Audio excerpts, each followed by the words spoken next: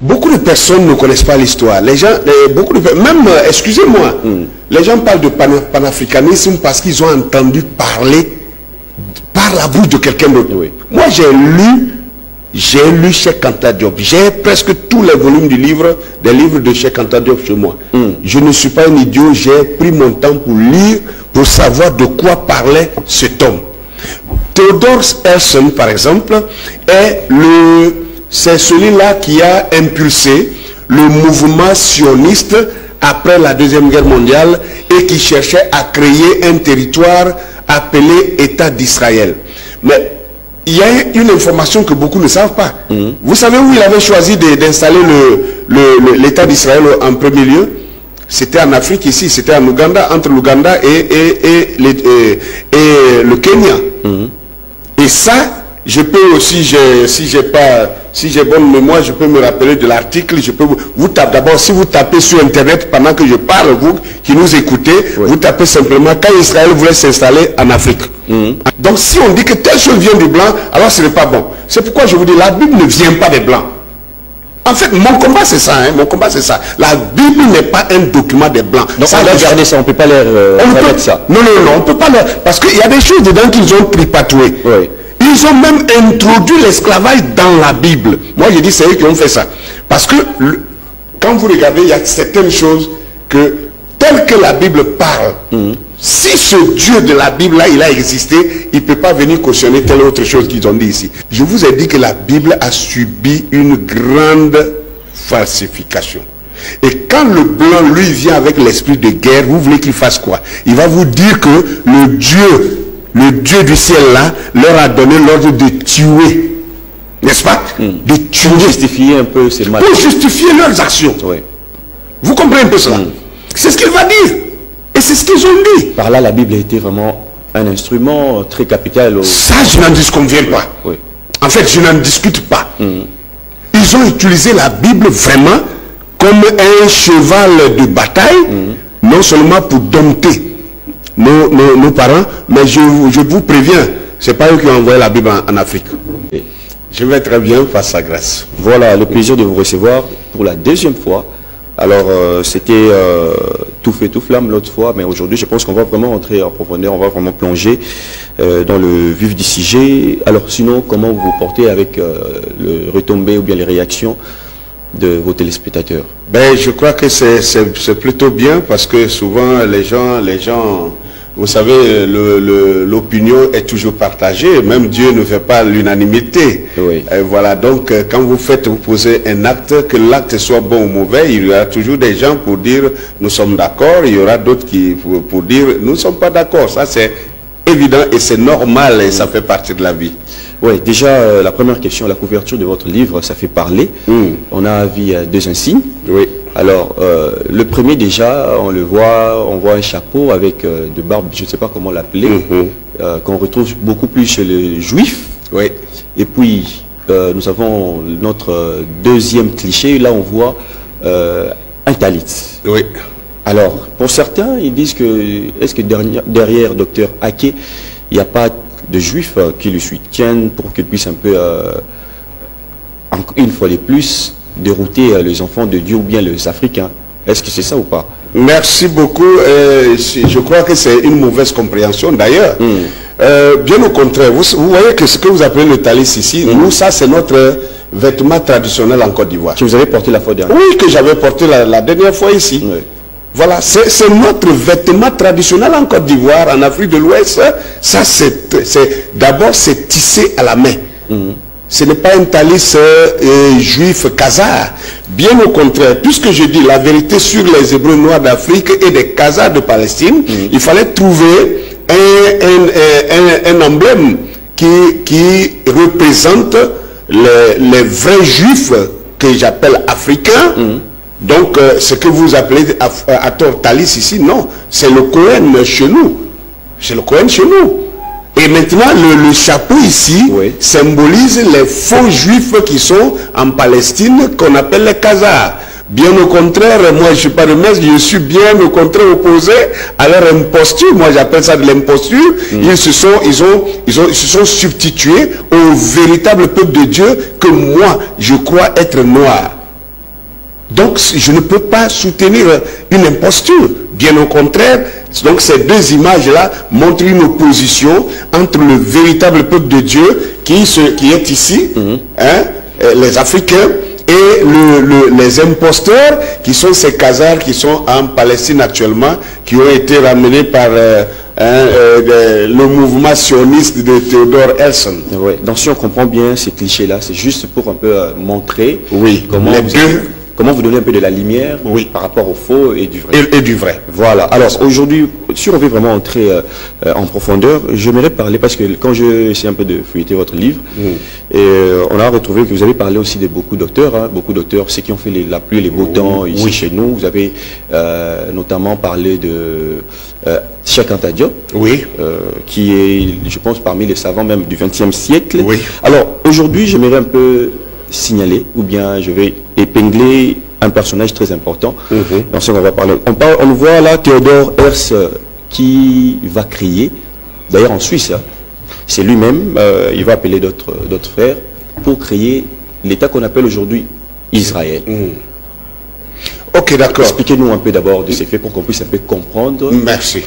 Beaucoup de personnes ne connaissent pas l'histoire. Les gens, même, excusez-moi, les gens parlent de panafricanisme parce qu'ils ont entendu parler par la bouche de quelqu'un d'autre. Moi, j'ai lu Cheikh Anta Diop. J'ai presque tous les volumes des livres de Cheikh Anta Diop chez moi. Je ne suis pas un idiot, j'ai pris mon temps pour lire, pour savoir de quoi parlait cet homme. Theodor Herzl, par exemple, c'est celui-là qui a impulsé le mouvement sioniste après la Deuxième Guerre mondiale et qui cherchait à créer un territoire appelé État d'Israël. Mais il y a une information que beaucoup ne savent pas. Vous savez où il avait choisi d'installer l'État d'Israël en premier lieu? C'était en Afrique ici, c'était en Ouganda, entre l'Ouganda et le Kenya. Et ça, je peux aussi, si j'ai bonne mémoire, je peux me rappeler de l'article. D'abord, si vous tapez sur Internet pendant que je parle, vous qui nous écoutez, vous tapez simplement quand Israël voulait s'installer en Afrique, en Ouganda. Quand Israël voulait s'installer en Ouganda. C'est-à-dire qu'il cherchait où? Il cherchait un territoire. Et non, en fait, c'est fait exprès. Parce qu'ils savent réellement la véritable histoire de ce peuple-là qu'on appelle le peuple élu, où on les trouve. Ils savent ça. Ils savent ça. Donc ils ont choisi, et autrefois, cette portion de la terre était sous protectorat britannique. Donc ils sont allés voir le premier ministre britannique d'alors, et c'est celui-là qui leur a accordé, il leur a accordé ça. Et alors donc, après leur quatrième, je crois, leur quatrième concile, ils ont délégué 4 personnes parmi eux pour être des précurseurs comme des prospecteurs pour venir espionner le terrain, explorer le terrain et connaître le territoire et puis faire le retour. Et quand ils sont venus là, en Ouganda ici, ils sont rentrés dans la forêt pour explorer le territoire et l'un d'eux s'est égaré dans la forêt. Pendant une semaine, ils l'ont cherché. Vous savez, un blanc qui n'a jamais fait la forêt et qui vient pour la première fois en forêt et qui se perd, mon ami, c'est sérieux. Quand ils l'ont trouvé, il était presque fou. Et quand ils l'ont retrouvé, il est sorti et ils sont repartis en faisant en rendant compte le compte rendu. Lui, il s'est opposé. Il a dit plus jamais, lui, il ne veut plus repartir de ce côté-ci. Donc il fallait qu'il trouve encore un autre territoire. Ils sont retrouvés, ils sont retournés voir le premier ministre britannique encore pour dire qu'ils veulent maintenant une terre vers la Palestine. Et comme là-bas encore, cette portion de la Palestine était sous protectorat britannique encore, les Britanniques leur ont accordé ça. Et c'est comme ça qu'ils ont finalement... Maintenant, ma question, s'ils avaient adopté leur première option qui était entre l'Ouganda et le Kenya, s'ils avaient accepté ça, ça veut dire qu'aujourd'hui, le territoire d'Israël serait ici. Maintenant, ils allaient nous dire qu'ils ont trouvé le tombeau d'Abraham là-bas. Ils allaient dire qu'ils ont trouvé le tombeau de Sarah et de Joseph, de qui que ce soit. La plupart des gens vont... Merci. Ils allaient même dire qu'ils ont trouvé la tombe de Jésus, qu'ils ont retrouvé l'endroit où Jésus a été crucifié. Ils allaient dire ça et on allait croire. Je crois que vous commencez à comprendre de quoi je parle. Déjà, oui, je sais. C'est un peuple de l'imposture. Ce n'est pas le peuple de Dieu. C'est pourquoi l'Apocalypse chapitre 2, verset 9 dit que je connais ta tribulation et ta pauvreté bien que tu sois riche. Et la calomnie de la part de ceux qui se disent juifs et qui ne le sont pas, mais qui sont une synagogue de Satan. Est-ce que par là vous pouvez lancer un appel que les Africains puissent ne plus se rendre en Israël parce que tout ce qu'on trouve comme tombeau, comme archives, en fait c'est... Mais c'est du mensonge. D'ailleurs, je ne vous apprends pas, à moins que vous ne soyez pas informé, qu'aujourd'hui, il y a jusqu'à 3 tombeaux de Jésus en Israël. Je sais. Il y a la tombe, le tombeau officiel d'après eux que l'église catholique, l'église orthodoxe et les musulmans sont d'accord. Oui, oui. Mais après, il y a des individus qui disent qu'ils ont trouvé d'autres tombes et que ça donne les prescriptions encore que c'est Jésus qui a été enterré là. Mais ce Jésus-là, il était combien? Je crois qu'il était un seul. Mais comment il peut avoir 3 tombes? On vient de trouver notre tombeau au niveau de la France, hein, vers le nord. Bon.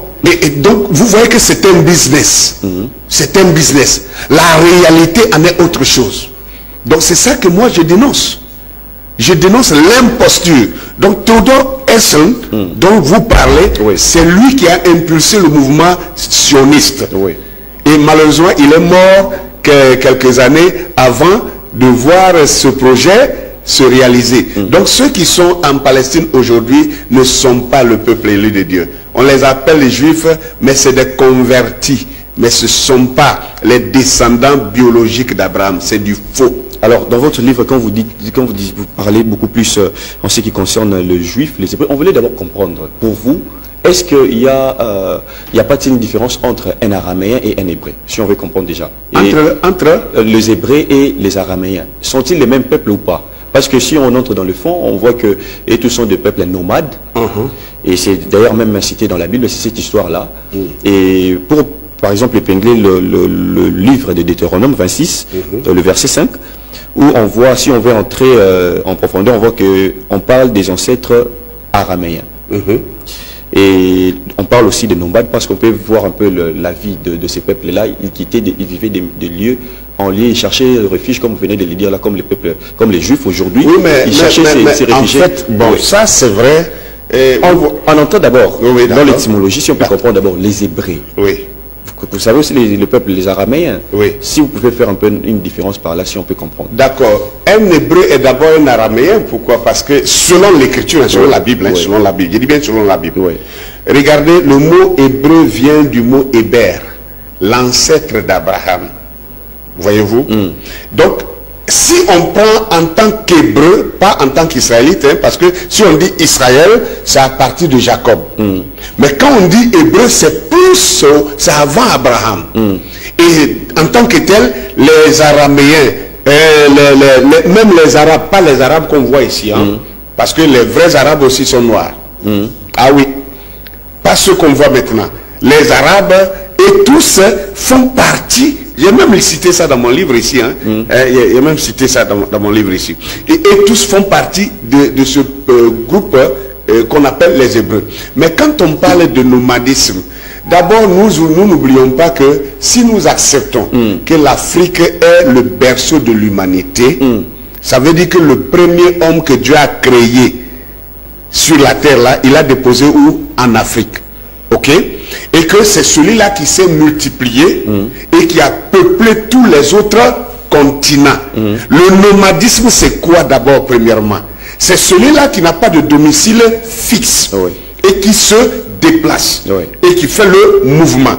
Bon, d'accord. Si on comprend que nous sommes des Bantous, mais les Hébreux sont des peuples nomades. Mais comment vous faites pour nous dire aujourd'hui que cette histoire, c'est notre histoire? Non, mais en fait, je ne suis pas un marabout. Je ne suis pas un prophète qui imagine pour parler. Je pars simplement sur les rites de la Bible.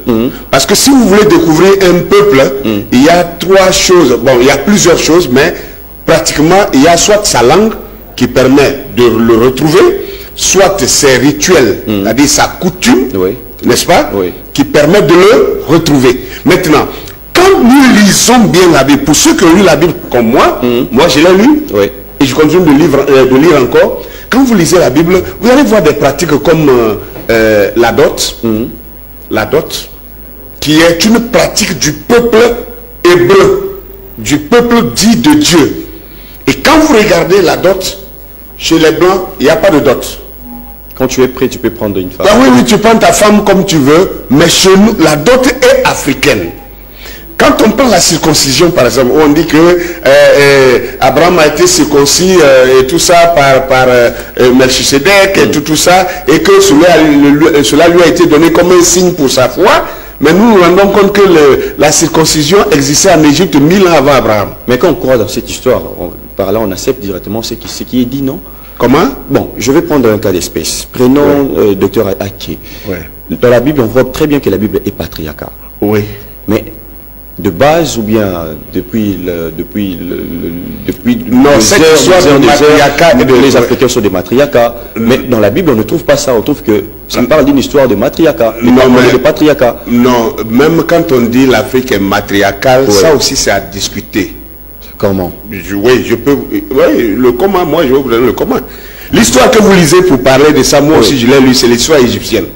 Combien de pharaons ont été des femmes?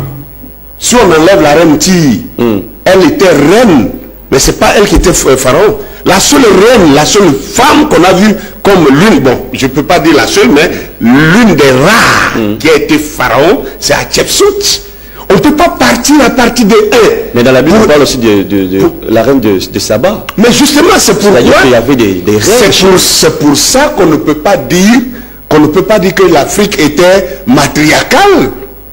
Seulement matriarcale, non, c'est pas vrai. Parce que toute l'Égypte, il y a eu je dis n'importe quoi, s'il y a eu 200 pharaons, peut-être il y a eu seulement 3 femmes. Il y a eu 3 femmes. Alors maintenant, pourquoi on peut prendre la minorité pour établir une doctrine? C'est vrai qu'on dira non, Cheikh Anta Diop a dit ça. Moi, je n'en disconviens pas. Mais Anta Diop nous a donné des ébauches. Aujourd'hui, il y a des gens qui sont allés plus loin. Omotunde, le professeur Omotunde, comme vous le voyez, il a lu à partir d'Anta Diop, mais il est allé plus loin. Mais Omotunde aussi a confirmé. Non, je suis en train de vous dire, que Omotunde est allé plus loin que Cheikh, mais en se basant, en prenant les bases déjà sur Cheikh Anta Diop, mais il a développé plus que Cheikh. C'est pour vous dire que même après Cheikh, il y a des gens qui peuvent développer plus et même pour retrouver des choses qui pourraient être contraires un peu à ce que Cheikh avait dit. Parce que ce n'est pas les paroles de Cheikh, c'est juste des bases qui nous ont ouvert les yeux pour que nous puissions commencer à faire des recherches. Mais ce n'est pas des paroles d'évangile. Donc vous ne croyez pas que l'Afrique tout entière était matriarcat? Mais pas tout entière, pas l'Afrique tout entière. Pas l'Afrique tout entière. Ah non? Mais dans la Bible, on n'a jamais vu cette histoire. Il y a une reine, par exemple. Mais c'est pour ça que je suis en train de dire. Oui. Parce que ça pose problème là. C'est notre histoire. On doit retrouver certains points qui... mais si on part seulement, on ne peut pas partir aussi sur seulement la base du matriarcal et du patriarcal pour dire que cette histoire n'est pas africaine. Parce que regarde un peu, je suis en train de vous sortir des choses, il y a beaucoup d'éléments. J'ai parlé seulement de circoncision, de dot, mais ce n'est pas ça seulement. Il y a des pleureurs, la Bible parle de pleureurs. Quand quelqu'un meurt, il y a des femmes qui viennent pleurer, n'est-ce pas? Ça fait partie du peuple hébreu, du peuple hébraïque. Vous avez trouvé ça chez les Blancs, mais chez nous, même en Côte d'Ivoire. Oui, ça fait partie de nous parce que quand quelqu'un meurt, c'est interdit que la famille puisse pleurer. C'est comme si vous la rendrez un peu la tête. Vous voyez un peu, et il y a un groupe de femmes qui pleurent de façon extravagante, de façon, je ne sais pas quoi, spectaculaire. Et la Bible appelle ça les pleureuses. Les pleureuses, appelez les pleureuses qu'elles viennent et qu'elles pleurent. Elles sont payées. Vous voyez un peu, non? Peu importe comment, mais elles sont des pleureuses. Et ça fait partie du peuple hébreu, et le peuple d'Israël. Et ça, ce sont des signes pour découvrir qui est ce peuple-là alors. Vous comprenez un peu? Mais on ne trouve pas ça chez les Blancs, mais chez nous on les trouve. C'est pourquoi je vous ai dit que la Bible, c'est notre patrimoine. Seulement le Blanc s'est emparé de ça et en a fait une appropriation, une falsification. Docteur Ake, on va un peu progresser. Quand vous parlez de la Bible, on voit 2 testaments. Oui. Parce que c'est comme si on parlait que d'un seul testament, qui est l'Ancien Testament, où on retrouve un peu le rituel, le dogme, et ainsi de suite. Mais ce qui s'est passé, par exemple, en l'an 2020. Oui. On a eu un peu une épidémie ici. Et puis si on essaie un peu de faire le parallélisme avec ce qui s'est dit dans le livre d'Apocalypse, on comprend très bien que les sionistes, ils contrôlent tout. Ils savent qu'en ces moments, parce que même pour avoir, vous pouvez avoir votre passeport, vous pouvez tout avoir comme document, mais si vous n'avez pas ces codes qui est d'incarner, pour ne pas citer les noms, je peux un peu masquer parce qu'on va un peu récupérer. Alors, déjà on voit un peu, ça se ressemble. Est-ce ça vraiment aussi notre histoire? Ce qui se trouve dans la Bible, est-ce ça aussi notre histoire? Parce que quand vous parlez de l'histoire, on prend un peu... Mais bien au contraire, regardez un peu.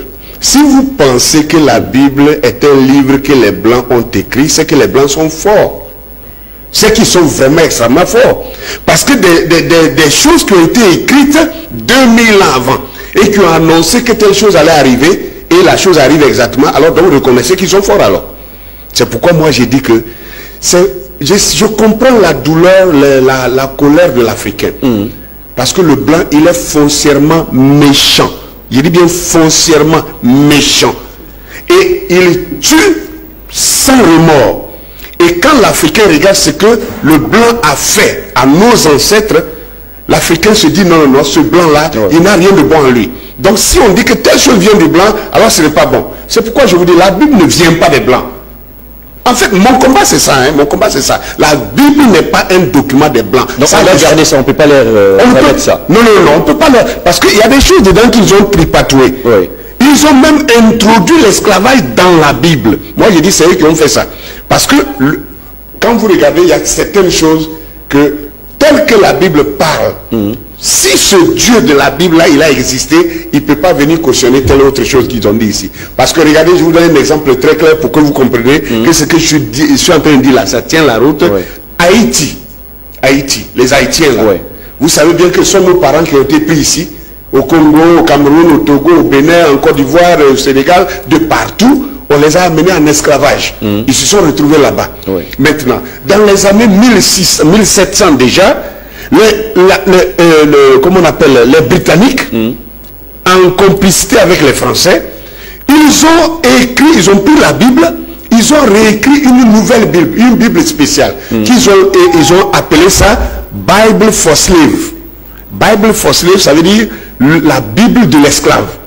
Et dans cette Bible-là, ils ont enlevé 50% de l'Ancien Testament. C'est-à-dire les livres comme Exode, Exode, une partie de Lévitique n'est pas dedans, Exode n'est pas dedans, ils ont enlevé tout ça. Et ils ont enlevé 20% du Nouveau Testament. Et ils ont fait une Bible spéciale dans laquelle on ne trouve pas la libération des esclaves et toutes ces choses. Donc pour formater la pensée des esclaves, que plus jamais qu'ils ne cherchent à se libérer.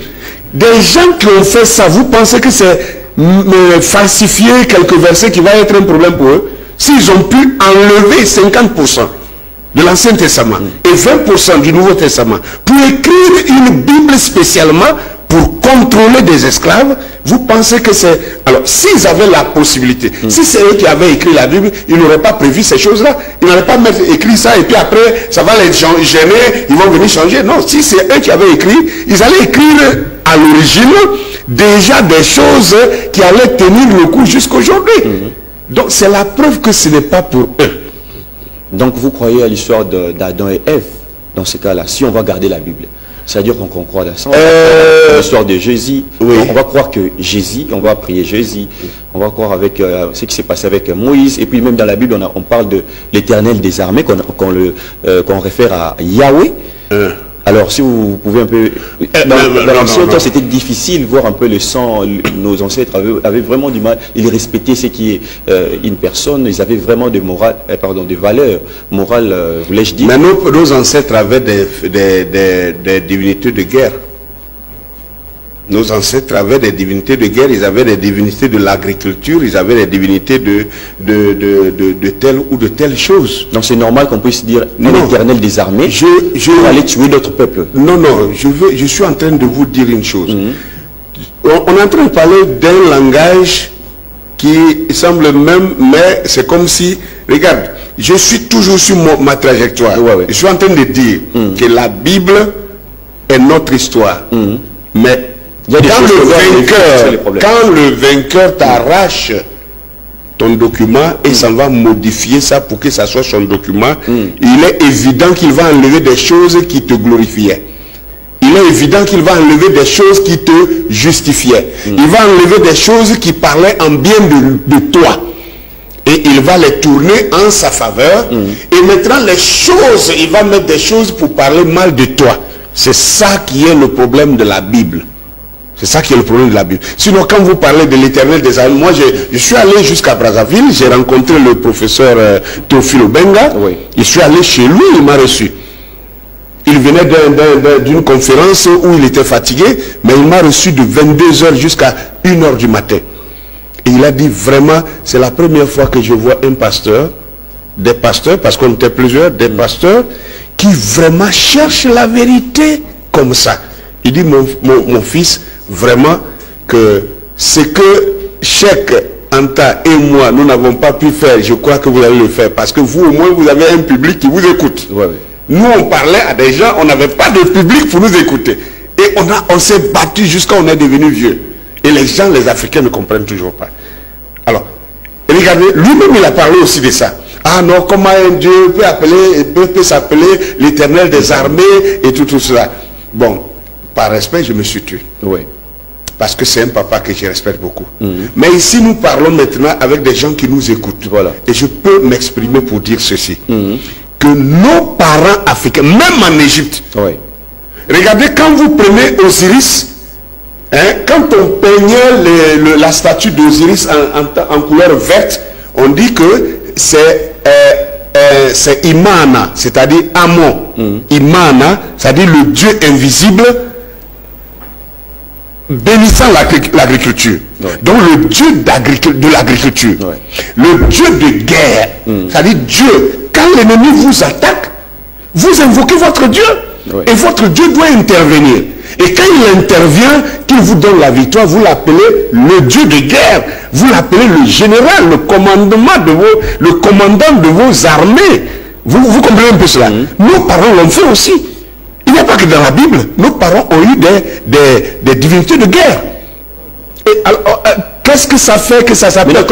Si par exemple nous adoptons la Bible, comment allons-nous appeler alors ces divinités-là, par exemple de la guerre, de l'agriculture? Parce que dans la Bible, moi je pense que le problème, c'est pas la nomination.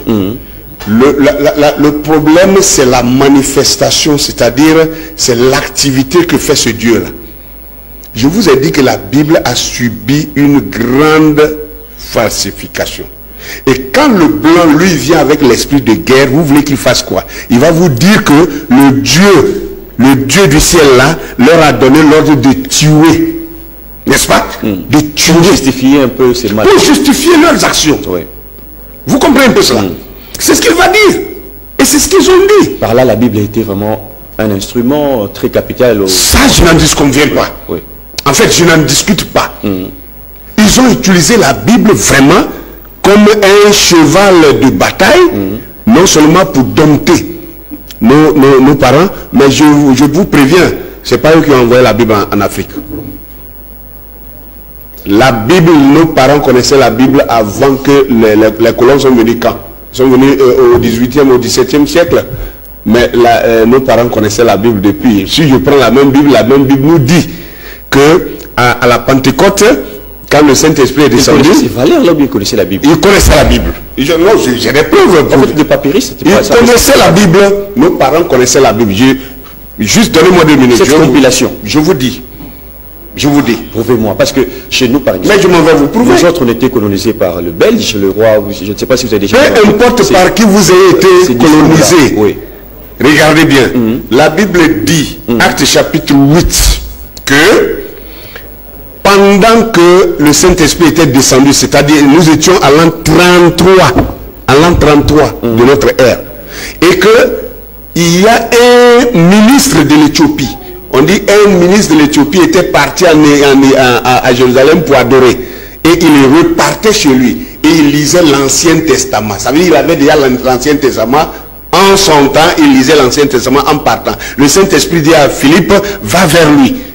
Et il est parti vers, pose la question, est-ce qu'il comprend ce qu'il lit? Il dit, mais comment je peux comprendre? Et la Bible dit que Philippe est monté s'asseoir avec lui, il lui a expliqué ce qui était écrit. Et quand il a fini de lui expliquer, il dit, mais voici de l'eau. Qu'est-ce qui empêche qu'il soit baptisé? Et la Bible dit, ils sont descendus, Philippe a baptisé l'eunuque là, l'eunuque est sorti, il a commencé à partir, et il est parti chez lui. Et ça, nous sommes en l'an 33. Hein. Et puis là, on l'appelait l'eunuque l'Éthiopien. L'Éthiopien. C'est-à-dire un noir. Un noir. Et vous voyez, est-ce que vous comprenez ce qui se passe là? C'est-à-dire quoi? Eux, selon la Bible, cette histoire-là, comme eux, ils sont les Hébreux, c'est-à-dire un Hébreu qui baptise un noir, un Éthiopien. Non, on dit un Éthiopien, on n'a pas dit un noir. On sait que les Éthiopiens sont noirs. Mais c'est ça, on dit l'eunuque l'Éthiopien. Non, mais qu'est-ce qui vous dit qu'eux, ils étaient blancs? Qu'est-ce qui vous dit que ces Hébreux là-bas qui ont baptisé l'eunuque étaient blancs? Est-ce qu'un Congolais ne peut pas baptiser un Ivoirien? Alors, mais est-ce que parce qu'un Congolais baptisait un Ivoirien, que ça veut dire que l'Ivoirien, lui, les blancs, il est considéré comme un apostat, parce que selon eux, c'est lui qui n'est pas de leur lignée. Qui a dit ça? C'est écrit dans la Bible, non? Mais pourquoi il s'est posé la question si les messieurs comprenaient ça? Non. Expliquez-nous. Non. Et ça n'a rien à voir avec sa race. On te pose la question. Le livre que tu es en train de lire, moi je pourrais vous poser la même question. Je vous ai donné mon livre avant-hier. Mais si je le connaissais, non. Si je peux vous poser la question, est-ce que quand vous avez lu, est-ce que vous avez compris ce que... Il a posé la question, est-ce que tu comprends ce que tu lis? Ça se dit. Ça n'a rien à voir avec l'ethnie ou avec la race. Est-ce que tu comprends ce que tu lis? Non, je ne comprends pas. Je lis, mais je ne comprends pas. Ok, je vais t'aider à comprendre. Et il lui explique. C'est tout. Ça n'a rien à voir avec ça. Il vient de... Non, c'est une question de compréhension. Quelqu'un peut lire un document et ne pas le comprendre. Ce que je veux dire, je vais montrer que ce eunuque-là est parti avec l'évangile en Afrique. Et regardez, celui qu'on appelle l'apôtre des nations, c'est Paul. Et Paul a été converti 3 ans plus tard. Et quand Paul a été converti, la Bible dit qu'il est parti en Arabie Saoudite pour aller se cacher, pour étudier d'abord cet évangile-là pendant 14 ans. 14 ans plus 3 ans, ça fait combien d'années? Ça fait 17 ans. Si on veut bien vous comprendre, docteur Aké, parce que là, on est un peu perdu. Non, on n'est pas perdu. Oui. Paul a envoyé l'évangile. Je veux dire que Paul a envoyé l'évangile en Europe 20 ans après, alors que l'évangile était déjà rentré en Afrique. Parce que là, nous on veut savoir, vous avez dit que le peuple hébreu, c'est réellement le peuple africain. Oui. Les Kémites, les couches que nous sommes. Oui. Alors, pour vous, comment vous considérez ces pôles-là? Les pôles, les gens... Vous savez... Ils sont différents de nous ou on fait partie d'une même lignée? Paul n'était pas différent de nous. Regardez, il y a une chose, il y a des vérités qui sont en train de sortir. Hein. Oui. Il y a beaucoup de choses qui nous ont été cachées longtemps. Et les vérités sont en train de sortir. Regardez, ce que je vais dire maintenant, je ne l'ai jamais dit encore sur les antennes ailleurs. Oui. Et je sais que ça va soulever encore des tumultes contre moi. Mais je l'assume. Écoutez bien.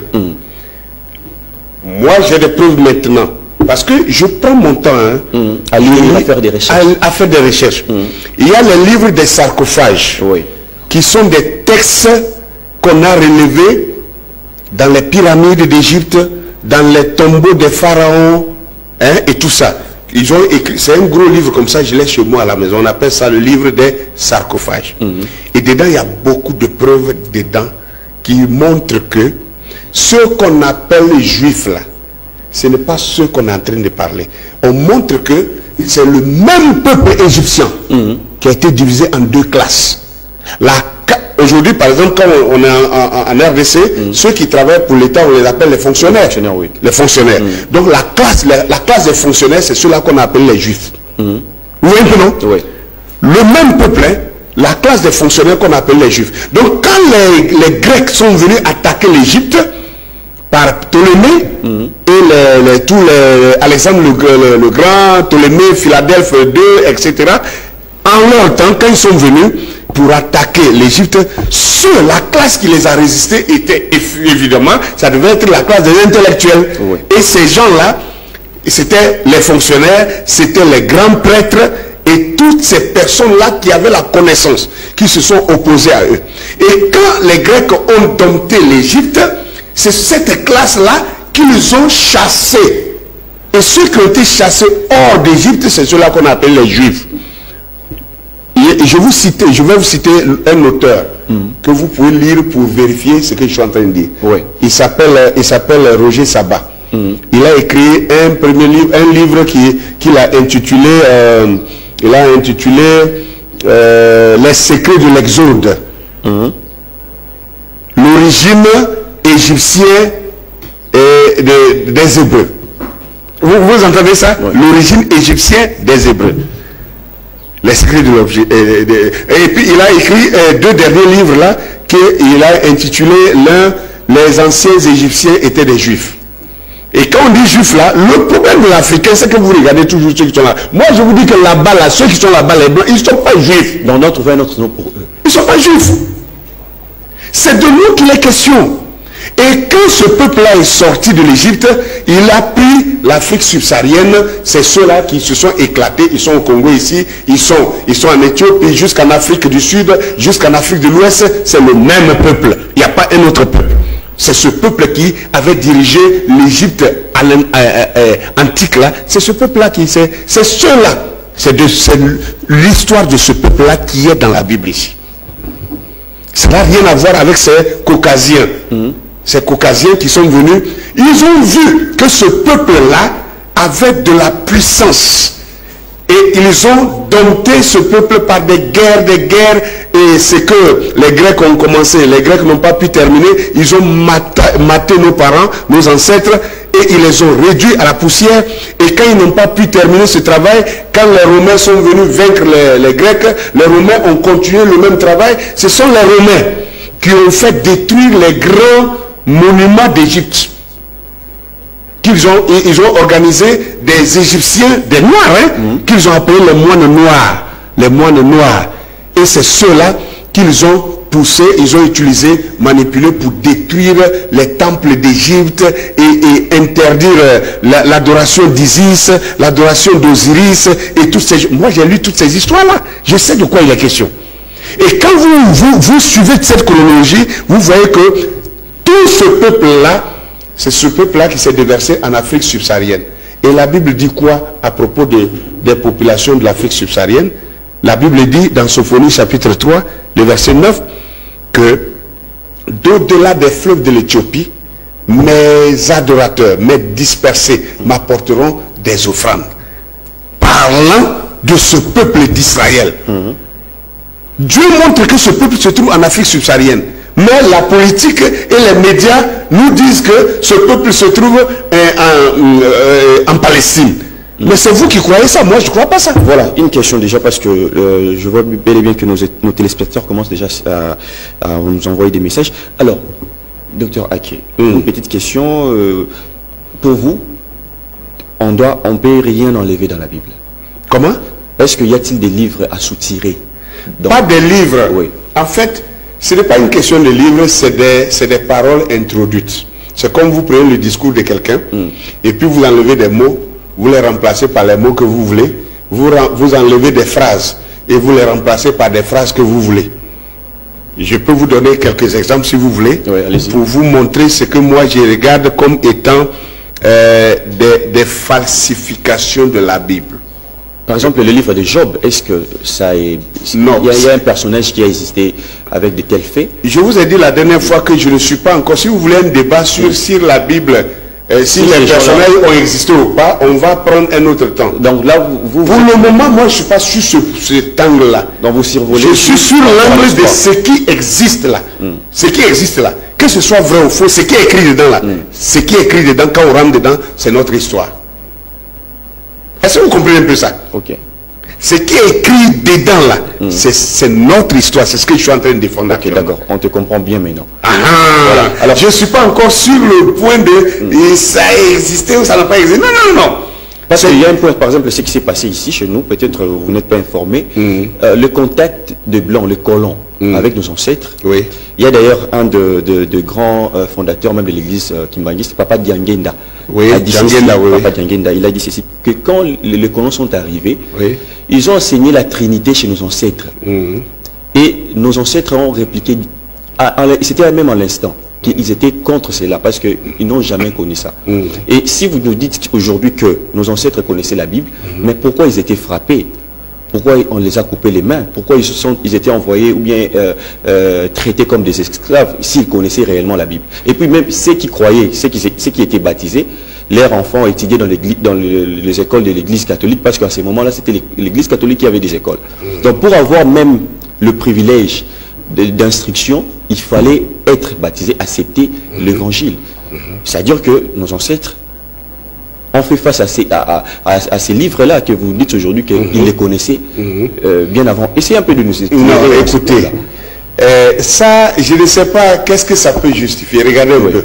Quand quelqu'un vous domine et vous impose sa loi, quand quelqu'un vous domine, quand quelqu'un vous a dominé, il a pris le pouvoir sur vous, vous n'avez plus de volonté. Pour vous, on était faible. Non, pas qu'on était faible, mais non. Peu importe ta force, quand quelqu'un t'a dominé, quand quelqu'un t'a dominé, tu deviens faible.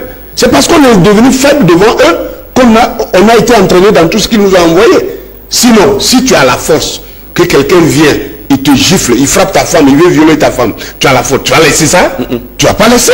C'est quand il t'a dominé que il t'a ligoté, il t'a enchaîné, tu es assis là, il viole ta femme sous tes yeux, tu pleures, tu peux plus rien faire. Mais si tu as la force, je ne pense pas que tu vas le regarder faire. Tu vas te battre. Alors, maintenant, tu dis que si nos parents avaient la Bible, est-ce qu'ils allaient souffrir? Non, écoutez.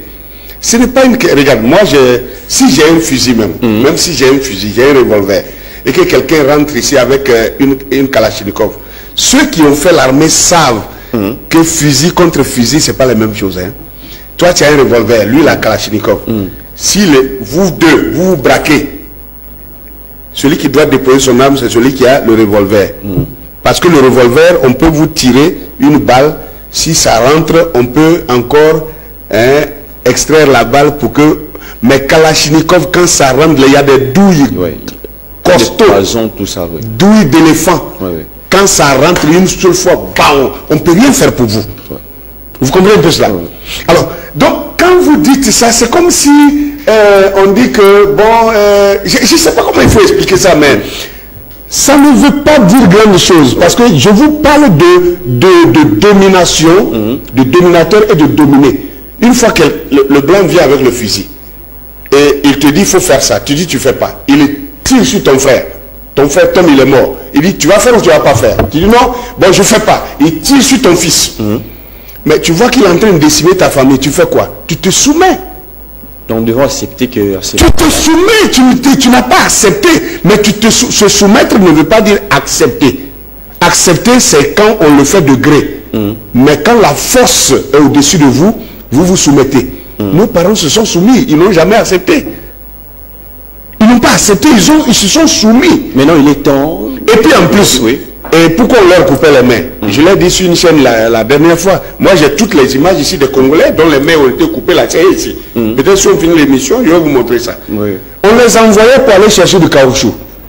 On leur disait de prendre des paniers pour aller chercher du caoutchouc. Là, déjà, c'était même après la colonisation, après mais vous voyez un peu, nos ancêtres. Et quand ils revenaient, ceux qui n'avaient pas la quantité exigée, c'est ceux-là qu'on coupait les mains.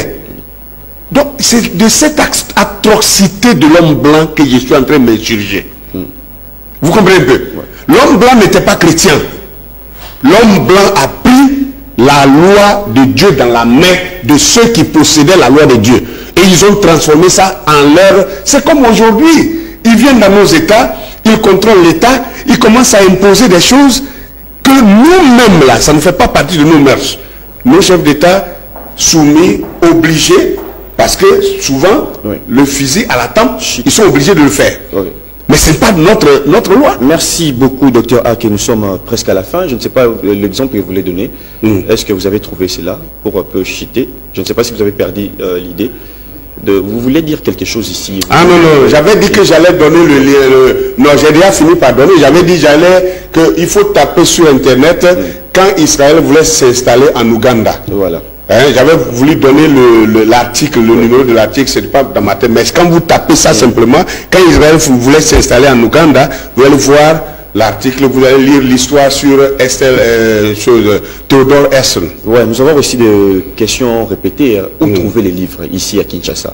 Mon livre? Oui. Bon, pour avoir mon livre, il faut appeler à ces deux numéros-là. Et d'abord, Enoch Ebadou au 08 12 03 23 99, c'est-à-dire 99. Oui. Ça, c'est Enoch Ebadou, l'artiste qui chante Tossi Tossi. Ok. Et puis, le deuxième numéro, c'est le 081 99 64 071. Voilà. Donc, aussi, moi-même, mon numéro, à partir de la Côte d'Ivoire, c'est le plus 225, le 0505 48 12 72. Donc 05 deux fois, 48 12 72. J'ai une page Facebook qu'on appelle Tabernacle Amour Fraternel ou Ouragan du Midi sur YouTube comme sur Facebook. Merci beaucoup, c'était bel et bien Dr Ake. Il a répondu à nos questions. Merci de recevoir notre Merci à vous. Merci, nous espérons vous revoir encore peut-être en Côte d'Ivoire, si aussi au Congo. Venez ici, c'est chez vous. Grand merci à la grande équipe qui nous a accompagnés. C'était vraiment le plaisir de nous suivre jusqu'à la fin. Bonne continuité des programmes chez vous. Quant à moi, je vous souhaite un excellent après-midi. On va nous revoir demain à partir de 9h40. Et suivez-nous sur YouTube, Haut-Parleur TV. Quant à moi, je vous dis bye bye. Voilà. Mon cher Mukende.